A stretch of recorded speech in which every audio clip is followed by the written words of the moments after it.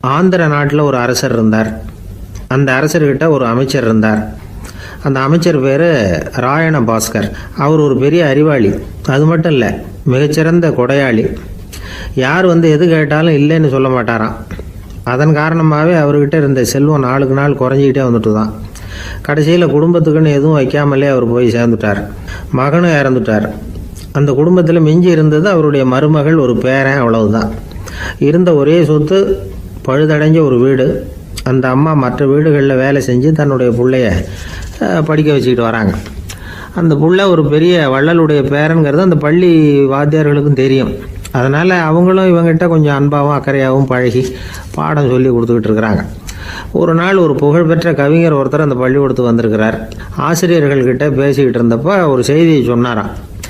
ராயண பாஸ்கருங்கிற வள்ளல் எனக்கு நிறைய உதவிகள் செஞ்சிருக்கார், என்னை பாராட்டி பரிசுகள்லாம் கொடுத்துருக்கிறார். அந்த வள்ளல் வாழ்ந்த கிராமத்தை பார்க்கணுங்கிறதுக்காக தான் இப்போ இங்கே வந்திருக்கிறேன் அப்படின்னாராம். ஆசிரியர் உடனே இந்த பையனை கூப்பிட்டு, இதை பாருங்கள், இவன் யார் தெரியுமா? நீங்கள் குறிப்பிடுகிற அந்த வள்ளலின் பேரன் அப்படின்னு அறிமுகப்படுத்தினாராம். கவிஞரின் கண்களில் ஆனந்த கண்ணீர். அந்த பரவச நிலையிலேயே அந்த வள்ளலை பற்றி கவி பாட ஆரம்பிச்சுட்டாராம். இந்த சின்ன பையன் அதை கேட்டிருக்கிறான். உடனே என்ன பண்ணான் தெரியுமோ? தன் கையில் அணிஞ்சிருந்த ஒரு பொன் வளையலை கழட்டி அந்த கவிஞருக்கு பரிசாக கொடுத்துட்டானான். எல்லாருக்கும் ஆச்சரியம். தாத்தா இருக்கும் நிலையில் கொடுத்தார், பேரன் இல்லாத நிலையிலையும் கொடுக்குறான். பையனை எல்லாரும் பாராட்டினாங்களாம். இருந்தாலும் அவனுக்குள்ள ஒரு பயம் எதுவும் ஆரம்பமாச்சு. பள்ளிக்கூடம் விட்டு வீட்டுக்கு வரும்பொழுது அந்த பயம் இன்னும் அதிகமாயிட்டுது.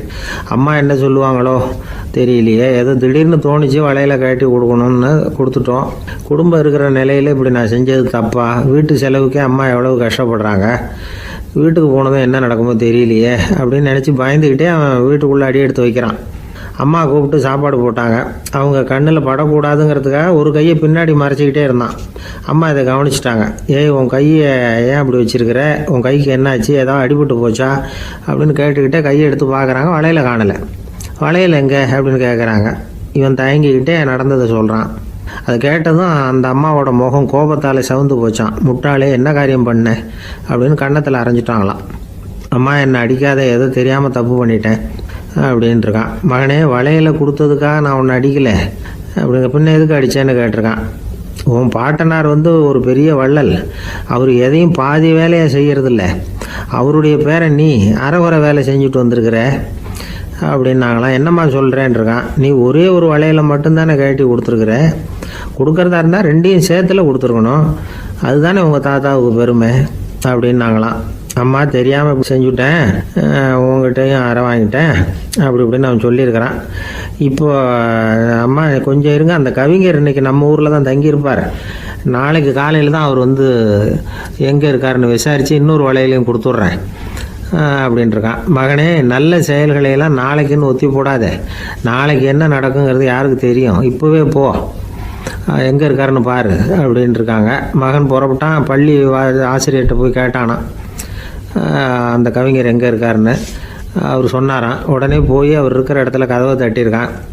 ராத்திரி நேரத்தில் இவனை கண்டதும் அவருக்கு ரொம்ப ஆச்சரியம். இவன் இன்னொரு கை வளையலையும் எடுத்து நீட்டியிருக்கான். அவர் திகைச்சு போய் நிற்கிறார். அவரால் என்ன பண்ணுறதுன்னே தெரியல. ஆனந்த கண்ணீர். இது பெரியவர்கள் கூற கேட்ட ஒரு வரலாறு. இன்னைக்கு இப்படிப்பட்டவங்களை பார்க்க முடியுமா? வறுமை வள்ளல் தன்மையை ஒன்று செய்து விடாதுங்கிறதுக்கு இது ஒரு உதாரணம். ஒருத்தன் இன்னொருத்தனை பார்த்து கேட்டானா, எங்கள் தாத்தா உங்கள் தாத்தாவுக்கு 100 ரூபா கடன் கொடுத்துருக்கிறார், அதை எப்போ திருப்பி கொடுக்க போகிறேன்னு. கவலைப்படாத, எங்கள் பேரன் அதை உங்கள் பேரன்ட்ட திருப்பி கொடுத்துருவான் அப்படின்னு நானா அவன்.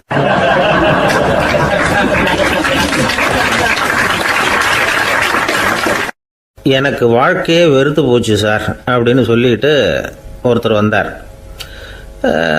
கொஞ்ச நேரம் பேசினதுக்கு அப்புறம் அவர் அப்படி சொல்லியிருந்தா அதில் ஒரு அர்த்தம் இருந்திருக்கும். வர்றதுக்கு முன்னாடியே வாழ்க்கை வெறுத்து போச்சுன்னு சொல்லிட்டு வர்றார். என்ன சார் விஷயம்னு விசாரித்தோம். எங்கள் வீட்டில் தினம் 3 வேளையும் ஒரே மாதிரி சாப்பாடு சார், வித்தியாசமே கிடையாது. இப்படியே 3 மாதமாக சாப்பிட்டுக்கிட்டு இருக்கிறேன். அதை விட பட்டினி கிடந்து செத்துடலாம்னு தோணுது அப்படின்னார். ஒரு பெரியவர் சொன்ன தத்துவத்தை சொல்கிறதுக்கு ஆள் கிடைக்காம தவிச்சுக்கிட்டு இருந்தோம். இப்போ ஒருத்தர் கிடைச்சிட்டார். விட்டுள்ளாமா உடனே அவரை உட்கார வச்சு சொல்ல ஆரம்பிச்சிட்டோம். அதாவது நாம் அனுபவிக்கிற உணர்வுகளில் களிப்பு, மகிழ்வு, ஆனந்தம், இது 3க்கும் ஒன்றுக்கு ஒன்று வித்தியாசம் உண்டு. மேம்போக்காக பார்க்குறதுக்கு இது 3 ஒன்று மாதிரி தோணும். ஆனால் அது அப்படி இல்லை.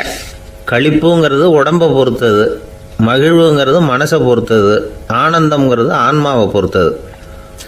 இப்படி இந்த 3 வகையான அந்த சுவைப்புகளின் தன்மையும் வேற வேற. இப்போ முதல்ல களிப்புங்கிறத எடுத்துக்குவோம். நம்ம புலன்களுக்கு களிப்பை தரக்கூடிய பொருள்களுக்கு சில விசேஷ குணம் உண்டு. அது எப்படின்னா, சீக்கிரமே சலிப்பை உண்டு பண்ணும். ஒருத்தர் அந்த பொருளை எடுத்துக்கிட்டால் அது இன்னொருத்தருக்கு குறைஞ்சிரும். உணவு, உடை இதெல்லாம் களிப்பை தரக்கூடிய பொருள்கள். இப்போ உதாரணத்துக்கு, ஒரு சாப்பாட்டு மேசையில் ஒரு பாத்திரத்தில் 10 இட்லி இருக்குது. அதில் ஒரு 2 இட்லியை நம்ம தட்டில் எடுத்து வச்சு சாப்பிட்றோம். நாம் சாப்பிட்ட அந்த இட்லி நிச்சயமாக எதிரில் உட்காந்துருக்கிறவருக்கு இல்லை, அவருக்கு உபயோகப்படாது. நாம் சாப்பிட்ட அதே இட்லியை அவரும் சாப்பிட முடியாது, அவர் வேறு தான் எடுத்து வச்சுக்கணும். அது மாதிரி நாம் ஒரு சட்டையை எடுத்து போட்டுக்கிறோம், அதே சட்டையை அதே நேரத்தில் இன்னொருத்தர் போட்டுக்க முடியாது. புலன்களுக்கு களிப்பை தரக்கூடிய இது மாதிரி பொருள்கள்லாம் முதல் தடவை நமக்கு கொடுக்குற களிப்பை 2வது தடவையும் கொடுக்காது. 3வது தடவை இன்னும் குறையும், கடைசியில் வெறுப்பாக மாறிடும். ஒவ்வொன்றா இட்லியை தொடர்ந்து சாப்பிட்றோம்னு வச்சுக்கோங்க, முதல் இட்லி தரக்கூடிய சுவையை 30வது இட்லி தராது. முதல் தடவை புது சட்டையை போட்டுக்கிறப்போ நமக்கு இருக்கிற களிப்பு அதே சட்டையை 100வது தடவையாக போட்டுக்கிறோம்னு வைங்க, அப்போ இருக்குமா? இருக்காது. இதுதான் களிப்பு. அதாவது சீக்கிரமே சலிப்பை தரக்கூடியது. ஒருத்தர் எடுத்துக்கிட்டால் இன்னொருத்தருக்கு குறைஞ்சி போகக்கூடியது. ஆனால் மகிழ்ச்சிங்கிறது அப்படி இல்லை.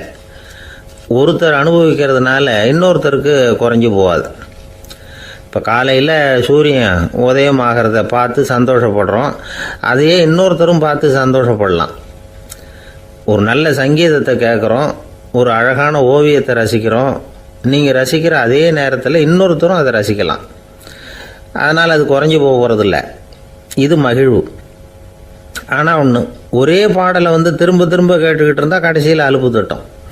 அதாவது மகிழ்வுங்கிறது எப்படின்னா, மற்றவங்களோட பகிர்ந்து கொள்றதுனால குறையாது. ஆனால் ஒரே பொருள் மீண்டும் மீண்டும் அனுபவிப்பை தர்றப்போ முதல்ல மகிழ்வு அதிகரித்து அதுக்கப்புறம் அது மங்கி மறைஞ்சு போயிடும். இதுதான் அந்த மகிழ்வுங்கிறதுக்கு இலக்கணம். சரி, இப்போ 3வதாக சுகம் தரக்கூடிய ஆனந்தம்ங்கிறது எப்படின்னா, இது நமக்கு உள்ளே இருந்து சுரக்கிறது. மனசு சலனங்கள்லேருந்து விடுபடுறப்போ இந்த ஆனந்தம் நமக்கு கிடைக்கும். இது நிலையான சுகம், ஆத்ம சுகம். களிப்பிலிருந்து மகிழ்வுக்கும், மகிழ்விலிருந்து ஆனந்தத்துக்கும் செல்றது தான் மனிதன் நடத்த வேண்டிய முக்கியமான பயணம். இவ்வளவு விஷயத்தையும் கேட்டுட்டு இந்த காலத்து பையன் ஒருத்தன் வந்தான். சார், இப்போ நீங்கள் ஒரு சாப்பாட்டு மேசையில் ஒரு 10 இட்லி வைக்கிறீங்க, என்னை உட்கார வைங்க, எதிரில் இன்னொருத்தனை உட்கார வைங்க, நான் களிப்பு மகிழ்வுலாம் தாண்டி நேரடியாக ஆனந்தத்துக்கு பயணம் பண்ணி காட்டுறேன் அப்படின்னா. ஒன்றும் புரியல அவன் சொன்னது. அது எப்படி, என்ன பண்ணுவ நீ அப்படின்னு சொல்லி கேட்டோம் ஆச்சரியமாக. 2 இட்லி சாப்பிட்டா தானே சார் களிப்பு, நான் 10 இட்லியும் மொத்தமாக சாப்பிட்ருவேன், அடுத்தவனுக்கு எதுவும் கிடைக்காது, அவனுக்கு கிடைக்காதபடி நாமே சாப்பிட்டுடுறோம்ல, அதுதானே நமக்கு ஆனந்தம் அப்படின்னு அதுக்கு ஒரு விளக்கம் சொல்கிறான்.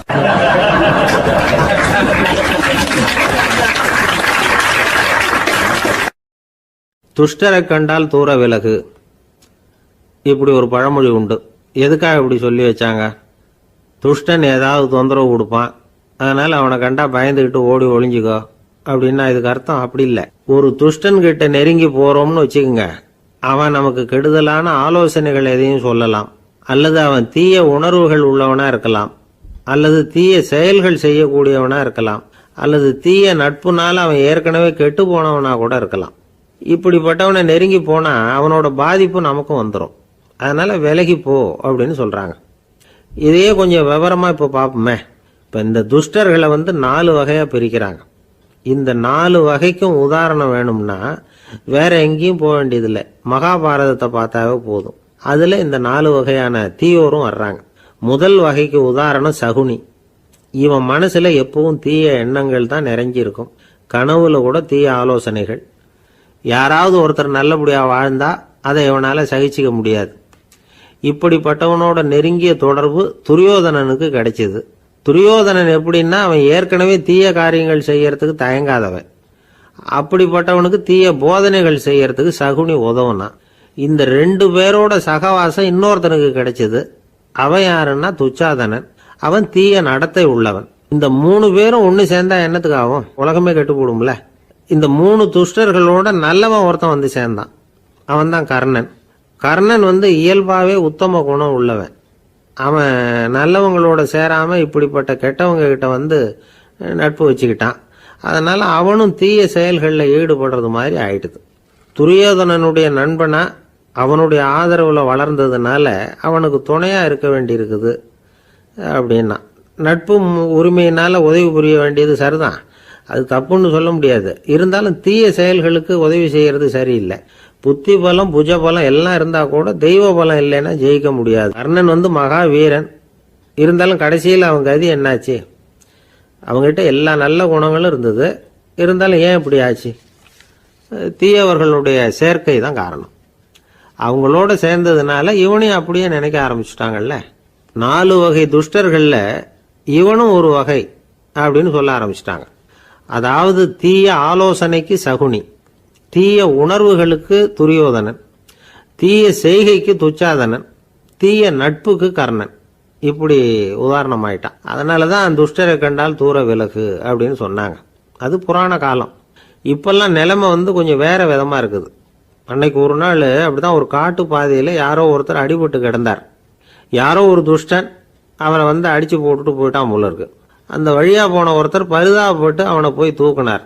ஆறுதல் சொன்னார், இதை பாருங்க, இந்த வழியா எப்பவும் தனியா வரக்கூடாது.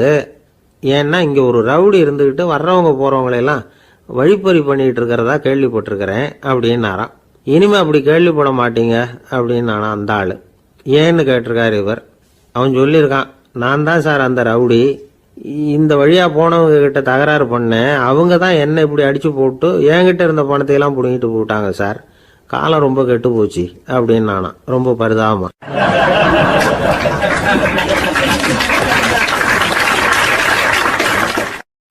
இன்றைக்கு பல பேர் உயில் எழுதி வைக்கிறாங்கல்ல. இந்த உயில்னா என்ன? அதாவது ஒரு நபர் தனக்கு பின்னாடி தன்னுடைய சொத்துக்கள் யாருக்கு போய் சேரணும்னு நினைக்கிறாரோ அந்த நினைப்பை சட்டப்படி உறுதிப்படுத்துறது தான் உயில். சரி, உயிலை யார் எழுதலாம்? 18 வயசு பூர்த்தியான யாரும் உயில் மூலமாக சொத்துக்களை விநியோகிக்கலாம். கண் பார்வை இல்லாதவங்க, காது கேளாதவங்க, வாய் பேச முடியாதவங்க, இவங்கெல்லாம் கூட உயில் எழுதி வைக்கலாம். புத்தி சுவாதீனம் இல்லாதவங்க கூட சில சமயம் புத்தி தெளிவாக இருந்தால் உயில் எழுதலாமா. குடிபோதையில் இருக்கிறவங்க, தாங்கள் என்ன செய்கிறோங்கிறது தெளிவாக அறிய முடியாதவங்க, நோய் நொடியில் இருக்கிறவங்க, இவங்கெல்லாம் உயில் எழுத முடியாது.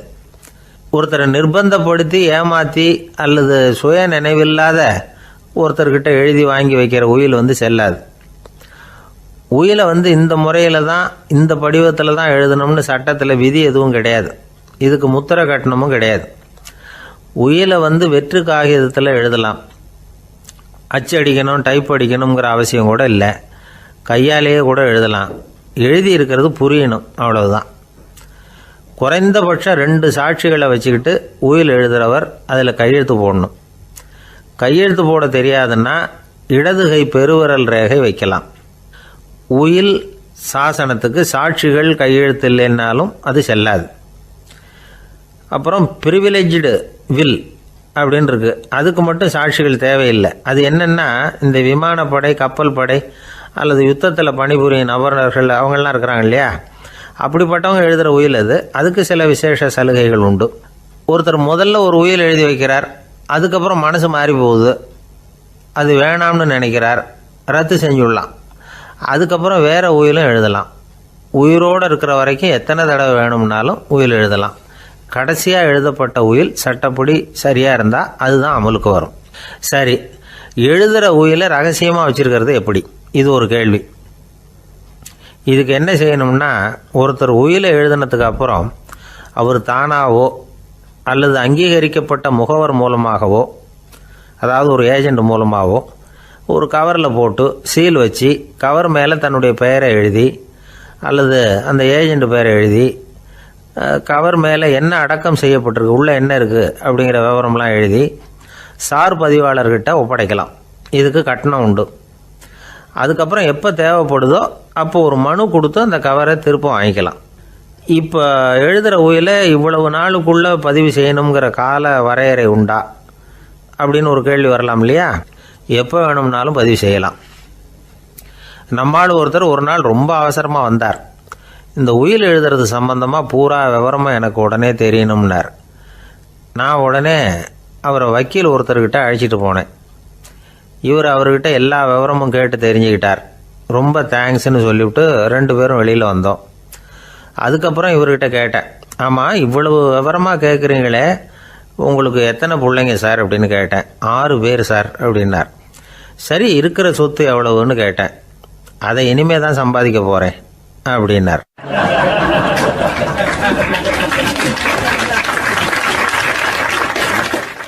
ஒரு ஊரில் ஒரு மன்னர் இருந்தார். அழகான அரண்மனையில் அவர் இருந்தார். அந்த அரண்மனையை விட அழகாக ஒரு மாளிகையை அந்த ஊர்லேயே வேற ஒருத்தன் கட்டியிருந்தான். அப்படி கட்டி முடித்ததில் அவனுக்கு ரொம்ப பெருமை. எத்தனையோ செல்வந்தர்கள்லாம் வந்து பார்த்துட்டு, இந்த மாளிகையை விலைக்கு கொடுத்துட்றியா, எவ்வளவு விலை சொன்னாலும் சரி நாங்கள் வாங்கிக்கிறதுக்கு தயாராக இருக்கோம் அப்படின்னு சொல்லி கேட்டு பார்த்துட்டாங்க. நான் இதை விற்கிறதுக்கு தயாராக இல்லை அப்படின்னு சொல்லிவிட்டான். அவ்வளவு சிறப்பாக கலை அம்சத்தோடு அதை கட்டி முடிச்சிருக்கிறான். அதுவே ஒரு பெரிய அரண்மனை மாதிரி இருந்ததுன்னா பார்த்துங்களேன். சுற்றிலும் அழகான பூந்தோட்டம். ஒரு நாள் அவன் எங்கேயோ வெளியூர் போயிட்டு திரும்பி வந்துக்கிட்டு இருக்கிறான். அப்போது அந்த மாளிகை தீப்பெட்டி எரிஞ்சிக்கிட்டு இருக்கு. பதறி போட்டான்.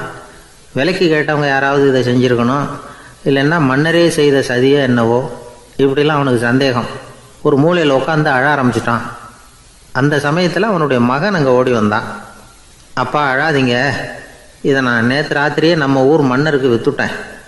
இதை கட்டி முடிக்க நமக்கு எவ்வளவு செலவாச்சோ அதை போல் 3 மடங்கு விலைக்கு விற்றுட்டேன். கவலைப்படாதீங்க, இதை விட அழகான மாளிகையை நாம் புதுசாக கட்டிக்கலாம்னா. இதை கேட்டதும் அழுதுகிட்டு இருந்தவன் அழுகையை நிறுத்தினான், சிரிக்க ஆரம்பிச்சிட்டான். இதே இடத்த நான் வந்து மன்னர்கிட்ட இருந்து விலைக்கு வாங்குவேன், இதை விட அழகான மாளிகையை கட்டுவேன் அப்படின்னு சுற்றி நின்று எல்லார்கிட்டையும் சொல்லிக்கிட்டு இருந்தான். இந்த சமயத்தில் அவனோட இளைய மகன் ஓடி வந்தான். அப்பா, அண்ணன் சொன்னதெல்லாம் சரிதான், மன்னர்கிட்ட விலை பேசினதெல்லாம் உண்மைதான், ஆனால் விற்றது பேச்சு அளவில் தான். இனிமே தான் பத்திரம் வாங்கணும், எழுதணும், நீங்கள் கையெழுத்து போடணும், பதிவு பண்ணணும், மன்னர்கிட்ட பணம் வாங்கணும். அதுக்காகத்தான் உங்களை எதிர்பார்த்துக்கிட்டு இருந்தோம். அதுக்குள்ளே இப்படி ஆயிட்டுதுன்னா. இப்போ சிரிச்சுக்கிட்டு இருந்தவன் சிரிப்பை நிறுத்தினான்.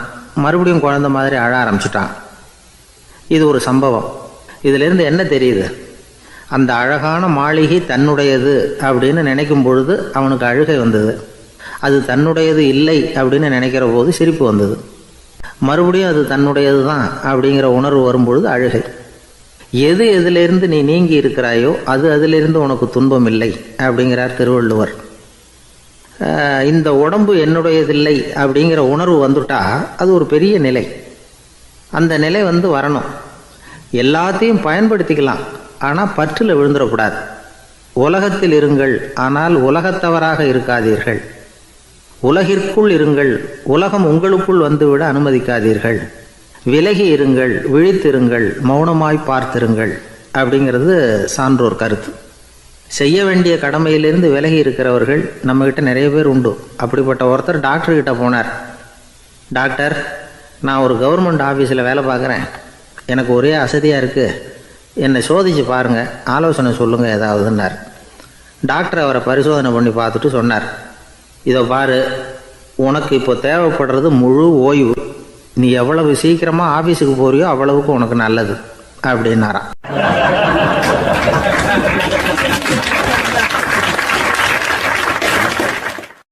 ஒரு ஊரில் ஒரு ஆள் இருந்தான். கற்பனையிலேயே காலத்தை கடத்திக்கிட்டு இருந்தான். ஒரு நாள் ஒரு மரத்தடியில் உட்காந்துருந்தான். அவனுக்கு பசிக்கிற மாதிரி தெரிஞ்சுது. உடனே கற்பனையிலேயே சாப்பிட ஆரம்பிச்சிட்டான்.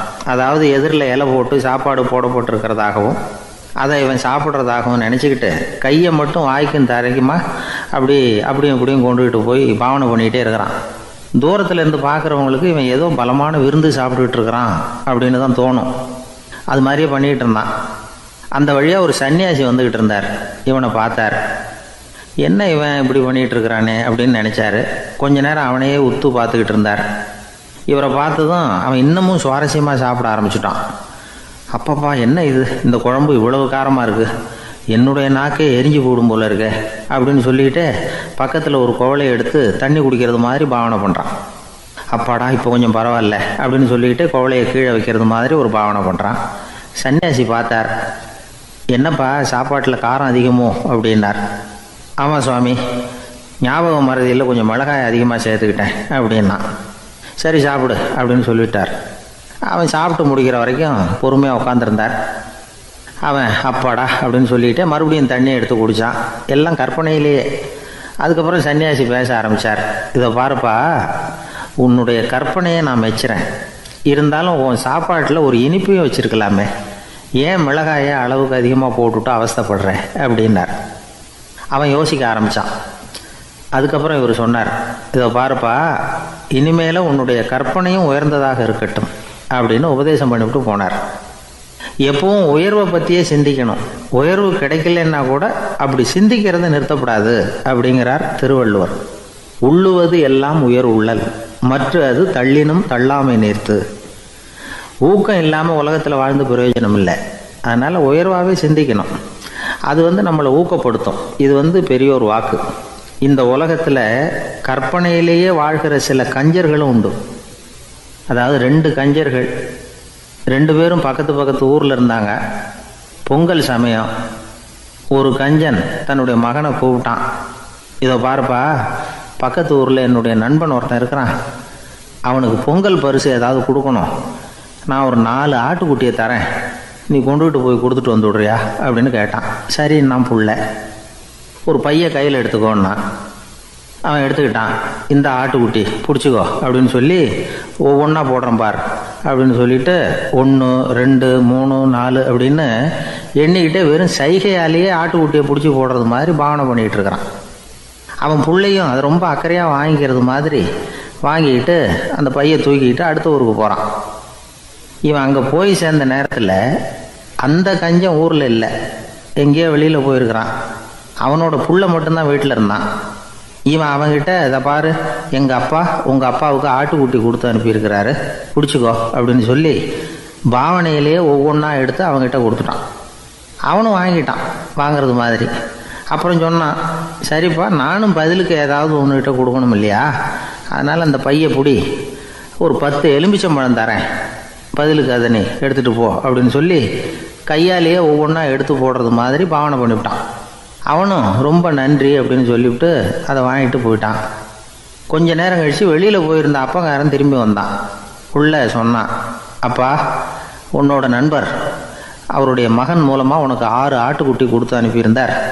நானும் பதிலுக்கு ஒரு 10 எலுமிச்சம்பழம் கொடுத்து அனுப்பியிருக்கிறேன் அப்படின்னா. எப்படிடா கொடுத்தேன்னு கேட்டார் அப்பா. இப்படி தான் கொடுத்தேன்னு சொல்லி சைகையிலேயே காட்டினான். இதை பார்த்து தான் அப்பங்காரனுக்கு பயங்கரமாக கோவம் வந்துட்டுது. பலார்னு அரைஞ்சுட்டான் பையனை. ஏன்ப்பா அரைஞ்ச? 10 எலுமிச்சம்பழம் கொடுத்துட்டேனே அப்படிங்கிறதுக்காகவா அப்படின்னு கேட்டான். அது கூட பரவாயில்ல, நீ காட்டுற சைகையை பார்த்தா ஆரஞ்சு பழம் சைஸுக்கு இருக்குதே, அவ்வளவு பெருசாக ஏன் கொடுத்த? அதுதான் எனக்கு கோபம் அப்படி.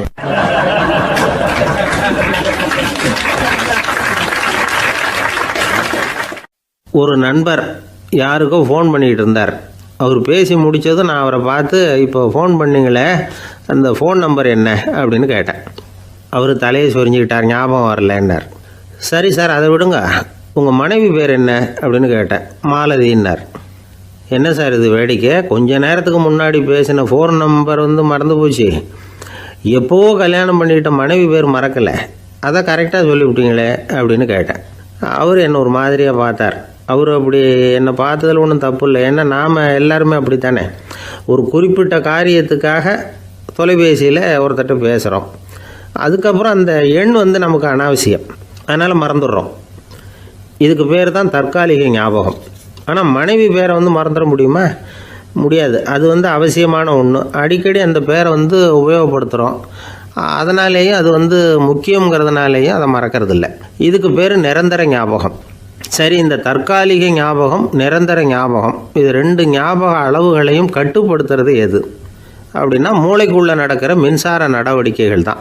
தற்காலிக ஞாபகம் ஒரு மின்னல் மாதிரி தோன்றி மறையுது. நிரந்தர ஞாபகம் ஒரு படிவம் போல் மூளையில் படிஞ்சுடுது.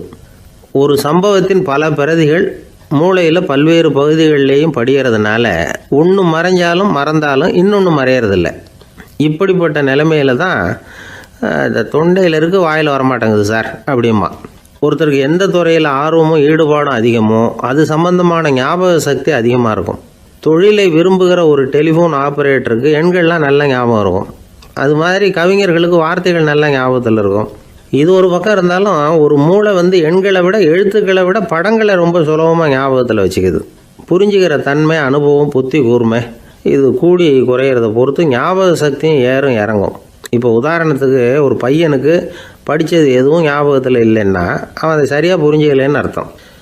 இந்த மறதிங்கிறது எந்த சமயத்தில் ஒரு பிரச்சனை ஆகுது தெரியுமா? உங்களுக்கு வேண்டியப்பட்ட ஒருத்தரை ஞாயிற்றுக்கிழமை சாயந்தரம் சரியாக 5 மணிக்கு கடற்கரைக்கு வர சொல்லிவிட்டு அந்த நேரத்தை மறந்துவிட்டா அது பரவாயில்ல, வர சொன்னதையே மறந்துவிட்டா தான் நிலைமை மோசம்னு அர்த்தம். இப்படி இருந்தால் இது சிகிச்சை எடுத்துக்க வேண்டிய நிலைமைங்கிறத புரிஞ்சுக்கணும். ஆமாம், இதுக்கும் மருந்து இருக்குது. ஆனால் மூளை குறிப்பிட்ட அளவுக்கும் கீழே இயங்குறப்போவோ இன்னொன்று சொல்லுவாங்க, இந்த நியூரோ டிரான்ஸ்மிட்டர் அப்படின்னு சொல்லுவாங்க. அப்படிங்கிற மூளை ரசாயனம் ரொம்பவும் குறைஞ்சி போகிறப்போ மட்டும்தான் உபயோகப்படும். டாக்டர் என்ன சொல்கிறாங்க தெரியுமா? மூளையை பொறுத்த வரைக்கும் அதில் ஞாபக சக்தி அதிகமாக உள்ள மூளை, மறதி உள்ள மூளை அப்படின்னு ஒன்றும் கிடையாது அப்படிங்கிறாங்க. நினைவு வச்சுக்கிறதுக்கு பயிற்சி அளிக்கப்பட்ட மூளை, பயிற்சியற்ற மூளை அப்படின்னு வேணும்னா சொல்லலாம் அப்படின்னு சொல்கிறாங்க. அதனால் நம்ம ஞாபக சக்திங்கிறது நம்மக்கிட்ட இருக்கிற பயிற்சி, முயற்சி இதை பொறுத்து தான் அமையும். ஒருத்தர் ஒரு பென்சிலை எங்கேயோ வச்சுக்கிட்டு தேடிக்கிட்டு இருந்தார். அப்புறம் என்னமோ தீவிரமாக யோசனை பண்ணி அதை ஞாபகப்படுத்தி பார்த்துக்கிட்டு இருந்தாராம். எதிரில் உட்காந்துருந்தவர் சொன்னார், பென்சிலை தானே தேடிக்கிட்டு இருக்கீங்க, அது உங்கள் வலது காதில் இருக்குது சார் அப்படின்னாராம் அவர். இதுக்கு அவர் சொல்லியிருக்காரு, பென்சிலை வலது காதில் தான் வச்சுருக்கேங்கிறது எனக்கு நல்லா ஞாபகம் இருக்குது, ஆனால் எது வலது காதுங்கிறது தான் மறந்து போச்சு அப்படின்னாராம். அவர் அதை தான் யோசிச்சுட்டு இருந்திருக்கிறார்.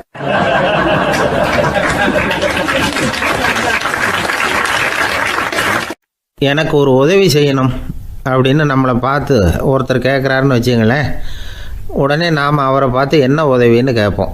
இதுதான் சராசரி மனிதர்களின் இயல்பு. ஆனால் ஒருத்தர் எனக்கு ஒரு உதவி செய்யணும் அப்படின்னு கேட்ட உடனே என்ன உதவின்னு கூட கேட்காம சரி செய்கிறேன் அப்படின்னு ஒத்துக்கிறது இருக்கு பாருங்கள், அது கொஞ்சம் அபூர்வம். அந்த காலத்தில் ஒருத்தர் இருந்தார். அவர் எப்படி தெரியுமா?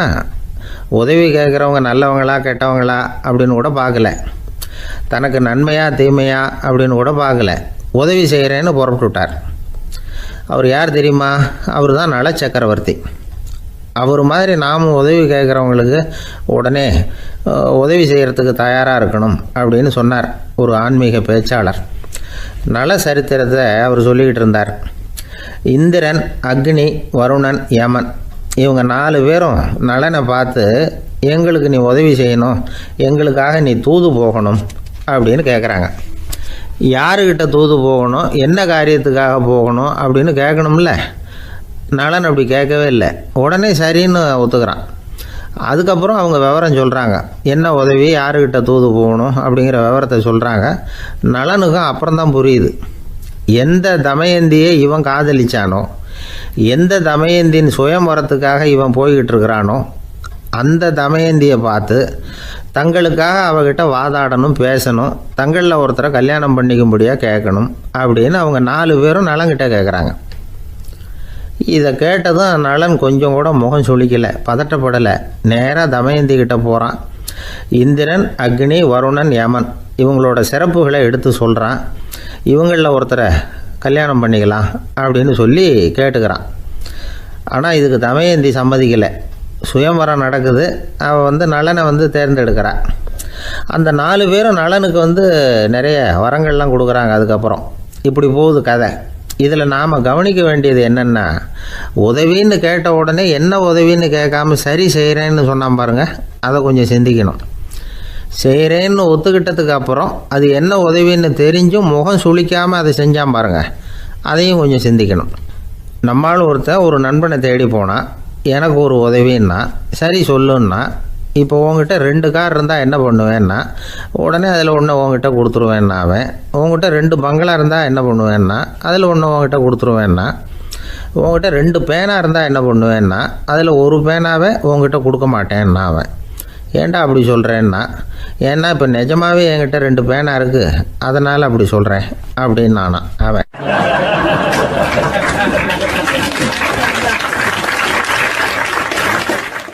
காலை நேரம் கடற்கரை ஓரம் காலை வீசிக்கிட்டு கையை வீசிக்கிட்டு ஏதோ சண்டைக்கு போகிற சிப்பாய் மாதிரி எல்லாரும் நடந்து போயிட்டுருக்குறாங்க. நடைப்பயிற்சி. அதில் நமக்கு தெரிஞ்ச ஒருத்தர் எதிரில் வந்தார் ரொம்ப வேகமாக. என்ன சார் வாக்கிங்க அப்படின்னு கேட்டோம். அவரால் ஆமாம்னு பதில் சொல்ல முடியல, அவ்வளவு கஷ்டம். மூச்சு விடுறதுக்கே வாயை திறந்து மூடிகிட்டு இருக்கிறார். எங்கே பேசுறது? கொஞ்சம் நின்று நிதானித்து மூச்சு விட்டுட்டு அதுக்கப்புறம் சொன்னார் ஆமாம் அப்படின்னு. என்ன சார் இவ்வளவு வேகம்னோம்?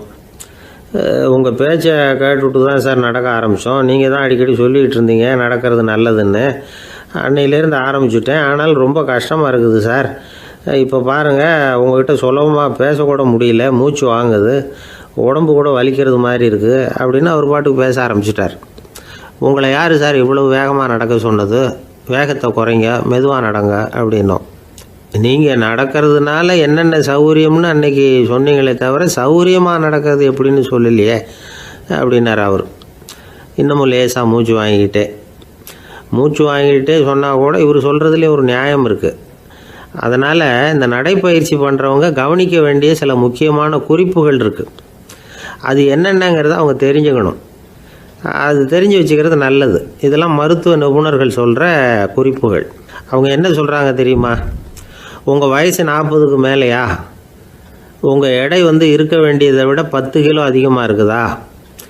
நீங்கள் புகை பிடிக்கிறவரா? இதய நோய், இரத்த நாள நோய், உயர் இரத்த அழுத்தம் இப்படி ஏதாவது உங்களுக்கு உண்டா?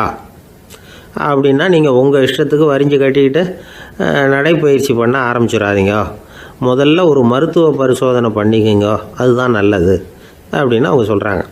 நடக்கிறப்போ, உடற்பயிற்சி செய்கிறப்போ மார்பு பகுதியில் அல்லது வேறு எங்கேயாவது தொடர்ந்து வலி இருந்ததுன்னா பயிற்சியை நிறுத்தி விட்டு டாக்டரை போய் பார்க்கணும். நடைப்பயிற்சி பண்ணுறப்போ உங்கள் சக்திக்கு தகுந்த மாதிரி மெதுவாக அதிக கஷ்டம் இல்லாமல் முன்னேறலாம். அங்கே என்ன போட்டியாக வைக்கிறாங்க? முந்திக்கிட்டு போய் என்ன பண்ண போகிறோம்? பரிசாக வாங்க போகிறோம். அதனால் நிதானம் அவசியம் அப்படிங்கிறது அவங்க ஆலோசனை.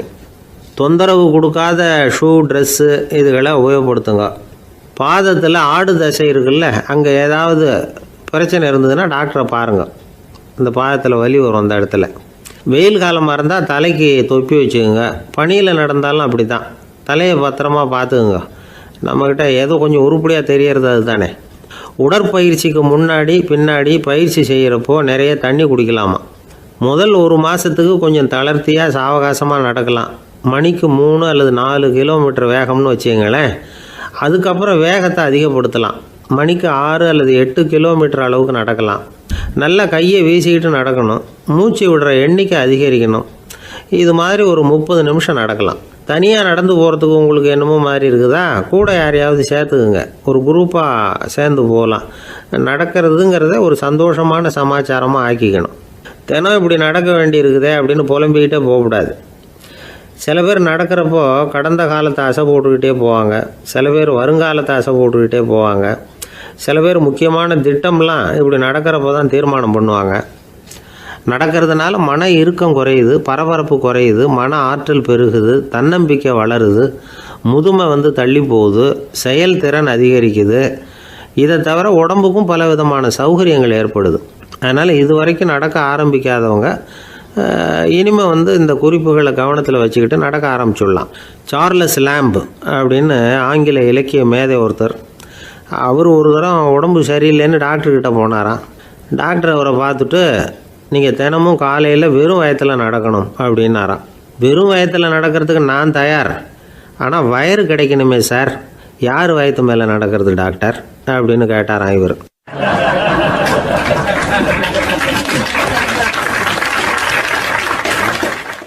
ஒரு ஊரில் ஒரு மன்னன் இருந்தான், கொடுங்கோல் மன்னன். நிறைய தொந்தரவு பண்ணிக்கிட்டு இருந்தான். அவன் ஒரு தடவை என்ன பண்ணான் தெரியுமா? ஒரு தப்பும் பண்ணாத ஒரு இளைஞனை பிடிச்சி ஜெயிலில் அடைச்சுட்டான். அந்த பையனோட சொந்தக்காரங்கள்லாம் ராஜா கிட்ட போனாங்க. அவன் ஒரு தவறும் பண்ணலை, அவனை விடுதலை பண்ணுங்க அப்படின்னு கெஞ்சி கேட்டுக்கிட்டாங்க. மன்னன் யோசனை பண்ணான். அந்த இளைஞனை கூப்பிட்டுக்கிட்டு வர சொன்னான். அவனை கொண்டாந்து ராஜா முன்னாடி நிறுத்தினாங்க. இதை பாருப்பா, உன்னை நான் விடுதலை பண்ணுவேன், ஆனால் ஒரு கண்டிஷன். அந்த நிபந்தனையை நீ நிறைவேற்றினா உனக்கு விடுதலை அப்படின்னா மன்னன். சரின்னு ஒத்துக்கிட்டான் பையன். மன்னன் கண்டிஷன் என்னங்கிறத சொன்னான். உங்ககிட்ட ஒரு செம்மறி ஆட்டை கொடுக்க போகிறேன். 1 மாதத்துக்கு அதுக்கு தேவையான தீனியையும் கொடுக்க போகிறேன். ஒரு மாதம் கழித்து அந்த ஆட்டை எடை போட்டு பார்ப்பேன். அந்த ஆட்டின் எடை கொஞ்சம் கூட கூடி இருக்கக்கூடாது. எடை கூடி இருந்தால் உனக்கு விடுதலை கிடையாது. என்ன சொல்கிற அப்படின்னா பையனுக்கு ஒன்றும் புரியல, பயமாக போட்டுது. குழம்பிக்கிட்டே நின்றுக்கிட்டு இருக்கிறான். சரி, ஒரு நாள் டைம் தரேன், நல்லா யோசனை பண்ணி பார்த்துட்டு நாளைக்கு உன் முடிவை சொல்லு அப்படின்னா மன்னன். பையன் கவலையோடு வெளியில் வந்தான். அங்கே ஒரு பெரியவர் நின்றுக்கிட்டு இருந்தார். அவர்கிட்ட விஷயத்தை சொன்னான். அந்த பெரியவர் இந்த பையனுக்கு காதோட காதாக ஒரு வழியை சொல்லி கொடுத்தார். அதை கேட்டதும் பையன் மறுபடியும் மன்னன் முன்னாடி நின்னா, உங்கள் நிபந்தனையை ஏற்றுக்கிறேன்னு சொன்னான். மன்னன் ஒரு ஆட்டுக்குட்டியையும் அதுக்கு ஒரு மாதத்துக்கு தேவைப்படுற தீவனத்தையும் கொடுக்கும்படியாக உத்தரவு போட்டான். கொடுத்தாங்க. ஓடிட்டு போயிட்டான். ஒரு மாதம் தினமும் தவறாமல் அந்த தீவனத்தை ஆட்டுக்குட்டிக்கு போட்டுக்கிட்டு இருக்கிறான். ஒரு மாதம் கழித்து அந்த ஆட்டை அரண்மனைக்கு ஓட்டிகிட்டு போனான். மன்னன் அதை எடை போட்டு பார்க்குறான். எடை கூடவே இல்லை, அப்படியே தான் இருக்குது. உடனே போட்ட நிபந்தனைப்படி அந்த இளைஞனை விடுதலை பண்ணிவிட்டான். சரி, ஆட்டுக்கு எடை கூடாமல் இருக்கிறதுக்கு அந்த பெரியவர் சொல்லி கொடுத்த யோசனை என்ன அப்படின்னா, அது வேற ஒன்றும் இல்லை. அந்த ஆட்டுக்கு எதிரில் அது கண்ணில் படுற மாதிரி ஒரு ஓநாயை கட்டி போட சொன்னார். அவ்வளவுதான். ஆட்டுக்கு ஓநாய்ங்கிறது பிறவி பகை. ஓநாயை பார்த்தா ஆடு நடுங்க ஆரம்பிச்சிரும், அவ்வளவு பயம். தினமும் அந்த ஆடு பயந்துக்கிட்டே தேனி சாப்பிட்டுது, எடை கூடல. அதுதான் ரகசியம். இது சின்ன பிள்ளைங்களுக்கான ஒரு கதை. இதிலேருந்து தெரிஞ்சிக்க வேண்டிய உண்மை என்னென்னா, நாமெல்லாம் சாப்பிட்றப்ப மனசும் உடம்பும் அமைதியாக இருக்கணும். அப்போ தான் அது உடம்புல ஒட்டும். அவசரத்துலேயும் பயத்துலையும் சாப்பிட்டா அது சரியாக ஜீரணமாகாது. இன்னொரு ராஜா இருந்தார். அவரும் ஒரு இளைஞனை ஜெயிலில் அடைச்சி விட்டார். விடுதலை பண்ணணும்னா ஒரு கண்டிஷன்னார். என்னன்னு கேட்டான். ஒரு ஆட்டுக்குட்டியை அவன் முன்னாடி கொண்டாந்து நிறுத்துவேன், நீ அதுக்கிட்ட ஒரு கேள்வி கேட்கணும், அதுக்கு சரியான பதிலை சொல்லணும். அப்படி செஞ்சுட்டா உனக்கு விடுதலைன்னார். இளைஞன் யோசனை பண்ணி பார்த்தான். சரின்னு ஒத்துக்கிட்டான். அது பிரகாரமே ஆட்டுக்குட்டியை பதில் சொல்ல வச்சுட்டான். என்ன நடந்தது தெரியுமா? ஆட்டுக்குட்டியை கொண்டாந்து நிறுத்தினாங்க. இவன் மெதுவாக அதுக்கிட்ட போனான். அது காதுகிட்ட போய் ஏப்ரலுக்கு அடுத்த மாதம் என்ன மாதம்னு கேட்டான். அது உடனே மேன்னு கத்திச்சு. இவன் விடுதலை ஆயிட்டான்.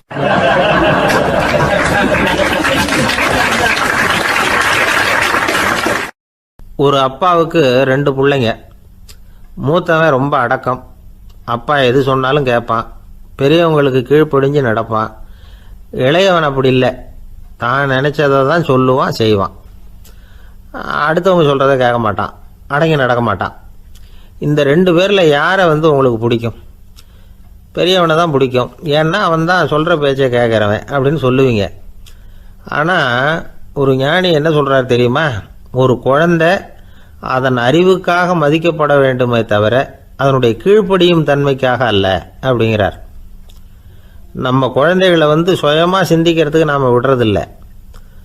மற்றவங்களை பார்த்து காப்பி அடிக்கிறதுக்கு தான் நாம் அவங்களுக்கு கற்றுக் கொடுக்குறோம். புகழ்பெற்ற மனிதர்கள் சிலருடைய பேரை சொல்லி, நீயும் அவர் மாதிரி ஆகணும், இவர் மாதிரி ஆகணும் அப்படின்னு சொல்லிகிட்டே இருக்கிறோம். குழந்தைகள் தங்களுடைய தனித்தன்மையை வளர்த்துக்கிறதுக்கு நாம் தடையாக இருக்கிறோம்.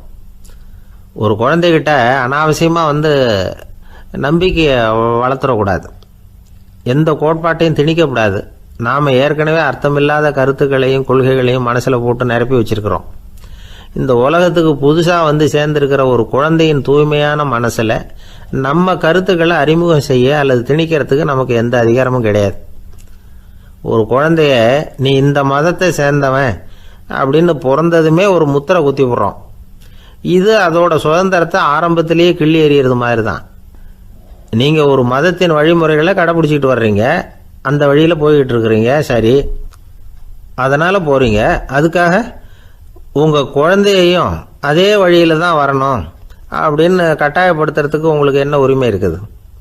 அந்த குழந்தை சுயமாக சிந்திச்சு ஒரு முடிவுக்கு வரட்டுமே, அதுக்கு நீங்கள் ஏன் தடையாக இருக்கிறீங்க? நமக்கு உண்மையிலேயே நம்ம குழந்தை மேலே அன்பு இருந்தால் இது மாதிரி திணிப்பு வேலைகளை செய்யக்கூடாது. திணிப்பு வேலைகளிலிருந்து குழந்தைகளை காப்பாற்றினா போதும். அதுதான் ரொம்ப முக்கியம். அடுத்த தலைமுறை அற்புதமான தலைமுறையாக உருவாகும். நாம் தான் சாதி மத சங்கடங்களில் மாட்டிக்கிட்டு தவிக்கிறோம். அவங்களாவது சாதி மத வேறுபாடு இல்லாத சமுதாயத்தை பார்க்கட்டுமே, அந்த சௌகரியங்களை அனுபவிக்கட்டுமே. அதுக்கு நாம் என்ன செய்யணும்னா ஒன்றும் செய்யாமல் இருந்தால் போதும். ஒரு குழந்தைகிட்ட நம்ம கருத்தை திணிக்கும் பொழுது என்ன ஆகுது தெரியுமா? அது அவனை அவங்ககிட்ட இருந்தே அப்புறப்படுத்தி விடுது. அவனுடைய தனித்தன்மையை அழிச்சுடுது. அவனை ஒரு எல்லைக்குள்ளே திணிச்சுடுது. இதெல்லாம் அன்புங்கிற பேரால் பெற்றோர்கள் செய்கிற தப்பு. இதெல்லாம் கேட்டுக்கிட்டு இந்த காலத்தில் அப்பா ஒருத்தர் சொன்னார், நான் கருத்துக்களை எல்லாம் என் பையன்கிட்ட திணிக்கிறது இல்லைங்க, ஆனால் அதிகமாக சாப்பிட சொல்லி கட்டாயப்படுத்துவேன் அப்படின்னார். உங்கள் வீட்டு சமையல் அவ்வளோ நல்லா இருக்குமான்னு கேட்டாங்க. நல்லா இருந்தால் நான் ஏன் அவனை சாப்பிட சொல்லி கட்டாயப்படுத்த போகிறேன் அப்படின்னார்.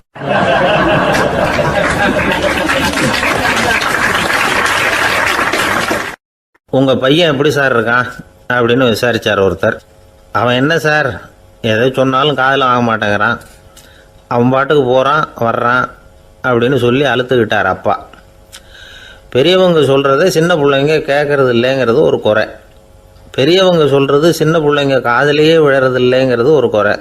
இது கொஞ்சம் சீரியஸான விஷயம், கவனித்து பார்க்கணும். ஒரு குழந்தைக்கு காது சரியாக கேட்குதா இல்லையா அப்படிங்கிறத நாம தான் கவனித்து பார்த்து கண்டுபிடிக்கணும். அதுவாக நம்மக்கிட்ட தவழ்ந்து வந்து அப்பா எனக்கு காது கேட்கல, அழைச்சிட்டு போங்க டாக்டர்கிட்ட அப்படின்னுலாம் சொல்லிகிட்டு இருக்காது. அது சரி, ஒரு குழந்தைக்கு காது சரிவர கேட்குதா இல்லையா அப்படிங்கிறத முன்கூட்டியே நாம் தெரிஞ்சுக்கிறது எப்படி? அதுக்கு சில வழி இருக்குது. உங்கள் குழந்தைய கொஞ்சம் அப்படியே கவனித்து பாருங்கள். அடிக்கடி ஜலதோஷம், காதில் அரிப்பு ஏற்படுதா, மூக்கு விரிவாகவும் அப்புறம் டான்சில், அடினாய்டு, சத அழற்சி இது மாதிரி ஏதாவது இருக்கா, வாயிலிருந்து எச்சில் ஒழுகுதா, குழந்தை வாயினால் சுவாசிக்குதா, பற்கள் முன்னாடி தள்ளி வளருதா, இதெல்லாம் அதுக்கு அறிகுறி. அப்புறம் இந்த VBDF TH இப்படி இந்த ஒலிகள் சேர்ந்த வார்த்தைகளை குழந்தை சரியாக புரிஞ்சுக்காது. இப்போ உதாரணத்துக்கு பட்டுன்னு சொல்லு குழந்தை அப்படின்னீங்கன்னா அது கட்டுன்னு சொல்லும். அதாவது பட்டு சவுண்டை அதால் புரிஞ்சிக்க முடியல. அப்புறம் உங்கள் குழந்தை உங்களை உறக்க பேச சொல்கிறானா, அடிக்கடி கேள்வி கேட்குறானா, சாப்பிட்றப்போ கவனம் இல்லாமல் இருக்கானா, படிப்பில் போதுமான முன்னேற்றம் இல்லையா, வகுப்பில் சரியாக கவனிக்கிறது இல்லையா, இப்படிலாம் இருந்தால் ஆரம்பத்திலேயே டாக்டர்கிட்ட அழைச்சிட்டு போய் சிகிச்சையை ஆரம்பிச்சுடலாம், குணப்படுத்தி விடலாம். குழந்தைக்கு காது சரியாக கேட்கலன்னா நீங்கள் செய்ய வேண்டியது என்ன தெரியுமா? அவனுக்கு காது கேட்கலேங்கிறதுக்காக அவன் முன்னாடி சத்தம் போட்டு பேசக்கூடாது. மெதுவாக சீராக பேசணும், அவனை பார்த்து பேசணும். உங்கள் உதட்டு அசைவுகள் அவனுக்கு உதவும், அதை பார்த்தே புரிஞ்சுக்குவான். நீங்கள் வாயில் வெத்தலை பாக்கு போட்டுக்கிட்டோ புகை பிடிச்சிக்கிட்டோ பேசக்கூடாது. அப்படி பேசினா அவனால் அந்த உச்சரிப்பை சரியாக புரிஞ்சிக்க முடியாது. ஒரு வார்த்தையை சொல்கிறீங்க, அவனுக்கு புரியல அப்படின்னா அதே வார்த்தையை மறுபடியும் சொல்லணும்.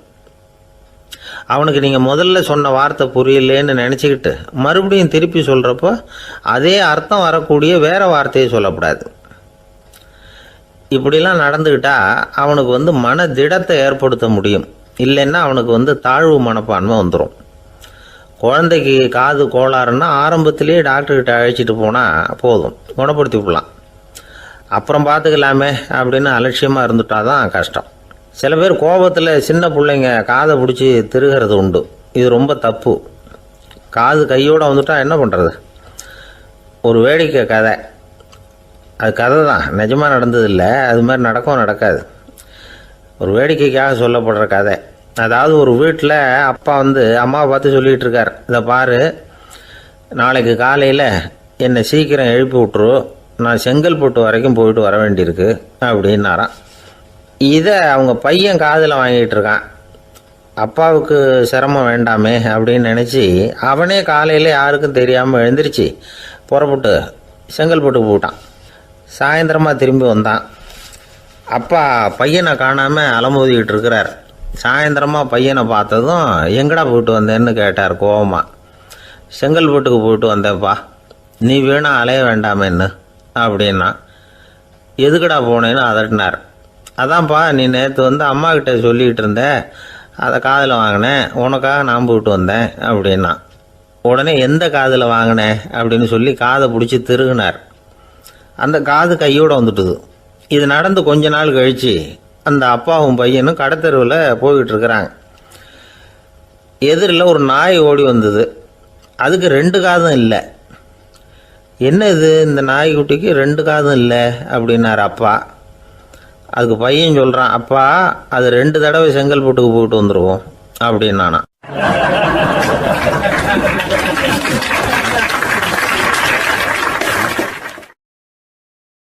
பிரிட்டிஷ் ஆட்சி நடந்துக்கிட்டு இருந்த காலம் 1920களின் கடைசி.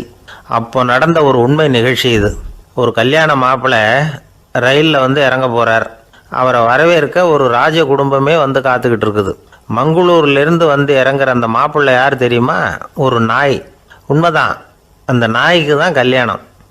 சுதேசி சமஸ்தானத்து மன்னர்களில் ஒருத்தர் ஜூனாகட் மகாராஜா.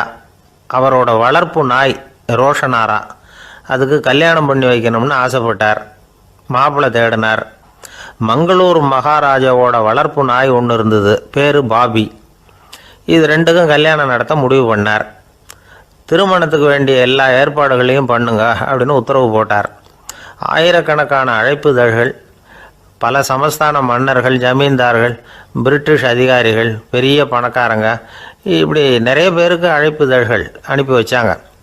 பத்திரிகையை பார்த்தவங்கெல்லாம் திகைச்சு போயிட்டாங்களாம். இருந்தாலும் என்ன பண்ணுறது, ராஜாவே அழைக்கிறார், போகாமல் இருக்க முடியுமா?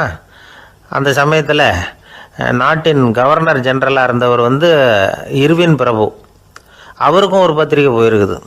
வாங்கி பார்த்ததும் அவருக்கு பயங்கர எரிச்சல். உடனே குப்பை தொட்டியில் போட்டுவிட்டாராம். மாட்சிமை தங்கிய பிரிட்டன் சக்கரவர்த்தியின் பிரதிநிதியான தன்னை கேவலம் ஒரு நாயின் திருமணத்துக்காக அழைக்கிறதா அப்படின்னு அவருக்கு ஆத்திரம். இருந்தாலும் கல்யாணம் பிரமாதமாக நடந்துதான்.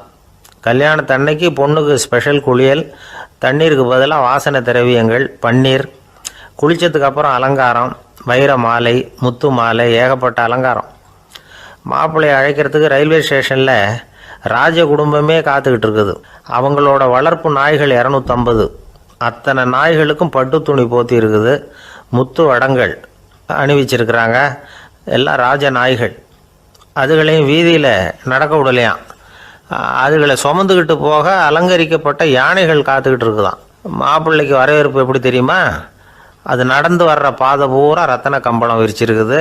2 பக்கமும் ராஜாங்க அதிகாரிகள் கைகட்டி நிற்கிறாங்க. அரசு படை வீரர்கள் அணிவகுப்பு மரியாதை செலுத்துகிறாங்க. அந்த நாய் ராஜ மரியாதையோடு நடந்து வருது. நகையெல்லாம் போட்டுக்கிட்டு வருது. திருமண மண்டபத்துக்கு வந்து சேருது. அங்கே கல்யாணம் அமோகமாக நடக்குது. இந்த திருமணத்தை முன்னிட்டு அந்த ஜூனாகட் சமஸ்தானத்துக்கு 3 நாள் விடுமுறை வேறு. கல்யாணத்துக்கு வந்திருந்தவங்களுக்கெல்லாம் ஏக தடபுடலாக விருந்து, நாட்டியம் எல்லாம் பிரமாதமாக நடந்து தான். இந்த கல்யாணத்தில் கலந்துக்க வந்திருந்த மற்ற சமஸ்தானத்து மன்னர்கள், திவான்கள், அரச குடும்பத்தினர், இப்படி அவங்க 700 பேராம். அவங்க வந்து போகிறதுக்காக விசேஷ ரயில்கள்லாம் வேற விட்டுருக்காங்க.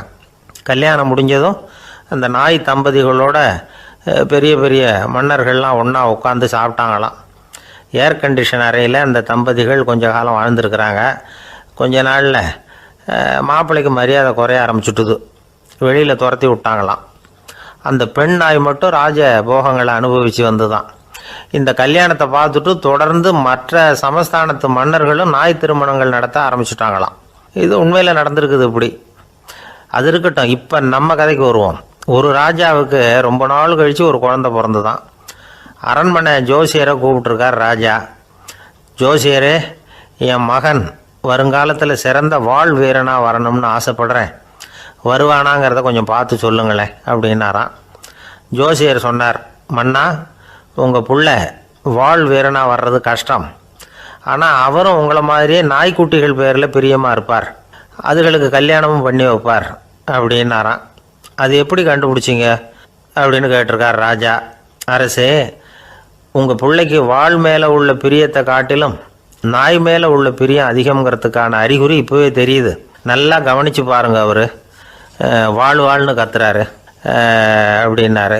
கவனித்து பார்த்துட்டு அப்படி எனக்கு காதில் விழலையே அப்படின்னாராம் மன்னர். அதனால தான் சொன்னேன், அவர் கத்துறது வாழ்னு கத்தலை, வள்ளுன்னு கத்திக்கிட்டு இருக்கார். அதனால தான் அப்படி சொன்னேன் அப்படின்னாராம் அரண்மனை ஜோசியர்.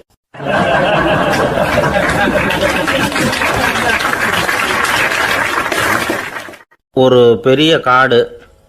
அந்த காட்டுக்கு மத்தியில் ஒரு ஆசிரமம். அங்கே ஒரு முனிவர் இருந்தார். பல இடங்கள்லேருந்து வர்ற குழந்தைகளுக்கு அவர் வந்து பாடம் சொல்லி கொடுத்துக்கிட்டு இருக்கிறார். ஏழை பணக்காரர் அப்படிங்கிற வித்தியாசம்லாம் கிடையாதுங்க. எல்லாரும் அவர்கிட்ட தங்கள் பிள்ளைகளை வந்து அனுப்பி வச்சாங்க. மன்னர்களுடைய பிள்ளைங்க கூட அங்கே அவர்கிட்ட தான் படிக்கிறதுக்கு வருவாங்க. ஆனால் அந்த முனிவரை பொறுத்த வரைக்கும் எல்லா பிள்ளைங்களும் ஒன்று தான். இது யார் வீட்டு பிள்ளைன்னெல்லாம் பார்க்க மாட்டார். எல்லாரும் சமம். மாணவர்கள்லாம் அங்கேயே மாத கணக்கில் வருஷ கணக்கில் தங்கியிருந்து பாடம் கற்றுக்கிட்டு போகிறது வழக்கம். அவராக பார்த்து போகணுன்னு சொல்கிற வரைக்கும் அங்கேயே இருக்கணும், படிக்கணும். குருகுல வாசம். ஒரு சமயம் ஒரு ராஜகுமாரனும் அவர்கிட்ட வந்து படிச்சுக்கிட்டு இருந்தான். அவனுக்கு ஒரு 15 வயசு இருக்கும். சில வருஷம் கழித்து அந்த முனிவர் தன்கிட்ட இருக்கிற மாணவர்களுக்கெல்லாம் பரீட்சை வச்சார். அவங்களுடைய அறிவு முதிர்ச்சியை கணிக்கிறதுக்காக பல சோதனைகள்லாம் வச்சார்.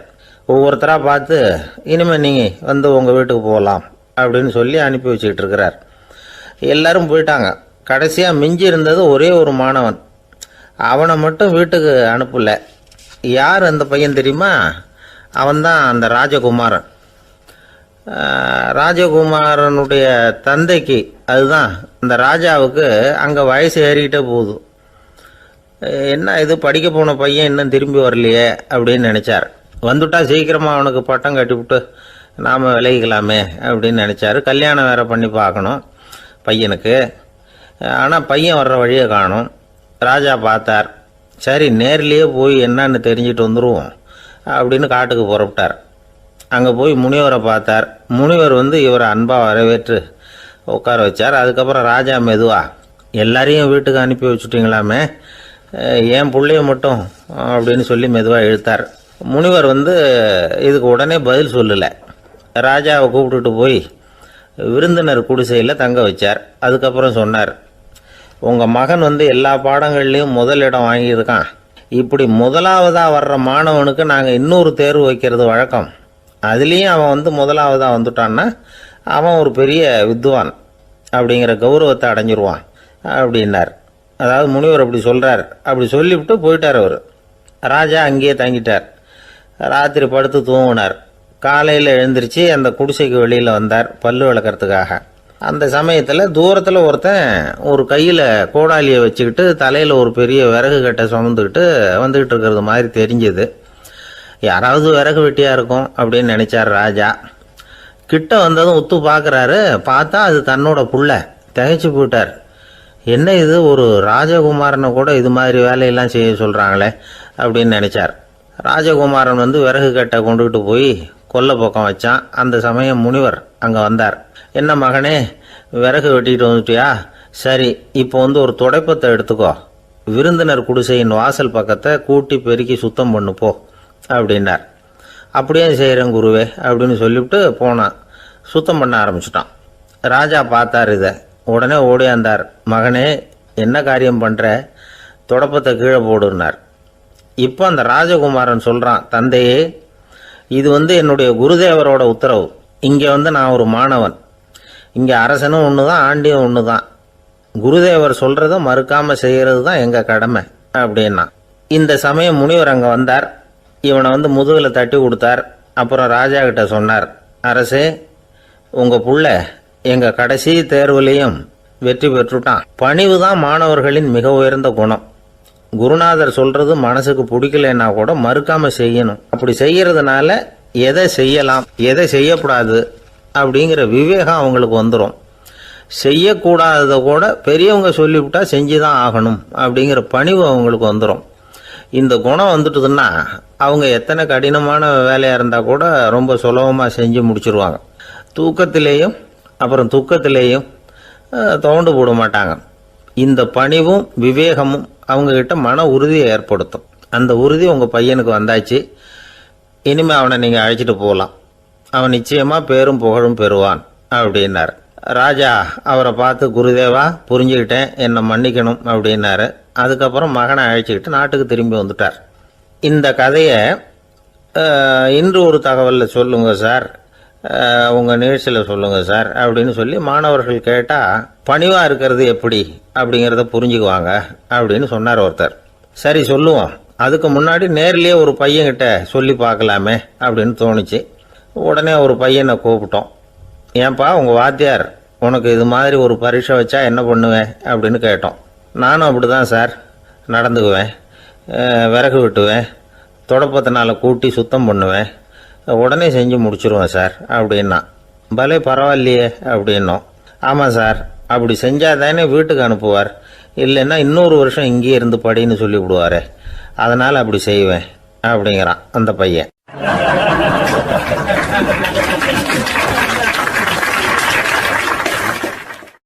ஒரே ஒரு ஊர். அந்த ஊருக்கு பேர் கொடையாளிப்பட்டி.